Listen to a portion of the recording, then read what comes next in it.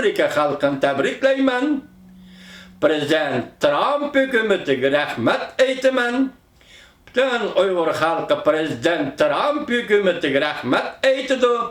İşte boğumluk söz bizden Uygur tilimizde.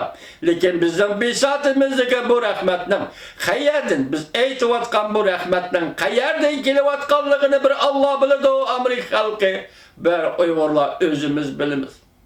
Uygur halkı növbette en bakavul, en aciz. Yani acizliği bunun hukuktan ayrılıp kalgalı. Onun sözü herkes aciz millet emez, hukuka tartıverilgan millet.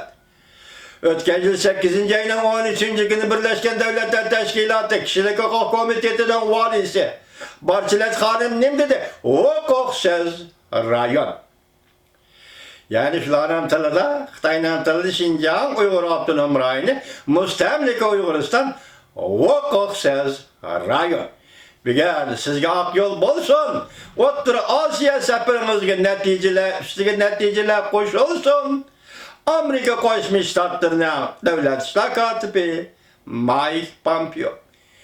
21 milyon Uygur ve onun Ottur Asya'daki qarindoshları sizge tikilip qarab turibdi. Devlet işler katibi Mike Pompeo. Yani ben ötkende sizlerge kanunlarga ma'qullanganda masalan Uygur kişilik hukuk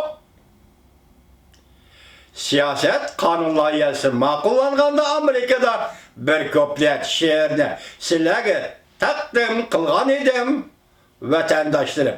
Hozir yana bir o'qib o'tay. Osiyona markazida bir nishona ishkansan Uyguristoni.